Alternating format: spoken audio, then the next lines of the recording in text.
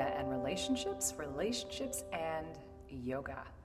So this last holiday, I took a trip to Colorado, and let me be clear, I am not a great skier. I'm kind of a baby skier. I started later in my life. But this year we went to Breckenridge and we went skiing. And so after spending the morning skiing with my nieces, I decided that I was going to go on an adventure. So I went up to the highest chairlift I could, and this is at like 12,500 feet. So this is high up, higher than I'm used to.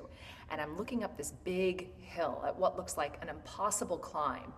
But I know that at the top of this hill, there is a huge powder bowl, which is going to be incredible to ski. But more importantly, I want to prove that I can do something that's going to be hard. So I start off, and I have like little hamster lungs, right? So I'm like, every 20 steps, I stop and I lay down and I breathe. And then I get back up, sling my skis over my shoulder, and I keep on trekking. Then, towards the top, I finally come to the top of the peak, and I look up, and it's a false summit, and there's another hill to go. And so again, I start my little trudge up the hill, and finally I make it to the top, and I lay down in the snow, and I'm gasping, but I'm so happy. And yes, I skied that fantastic bowl, and I felt great about myself, and it was really beautiful. But the most important thing about the climb was that I did something and I didn't know if I could do it. And you know what? It would have been fine if I'd gotten up halfway and then said, you know what? Forget it. I'm going back down. The point is that I pushed against my capacity. I pushed against what I thought that I could do.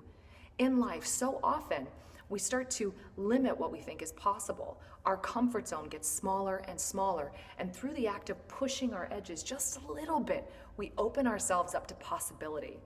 So whether we get the thing or don't get the thing, it doesn't matter. It's remembering that we can try that's so important. And in our relationships, oftentimes we start getting a little tight too. We think this is the way the relationship is supposed to be. This is what we fight about, or this is what triggers me. Rather than opening up to new dimensions in our relationship, new activities we could do, new dimensions of our partner. So for 2017, this is my invitation. Open yourself up to the wild possibility of what could be. It means stepping into uncertainty, but that allows us to see beyond the scope of what has been into what could become. Open to possibility. That's the thought for now. See you on the mat.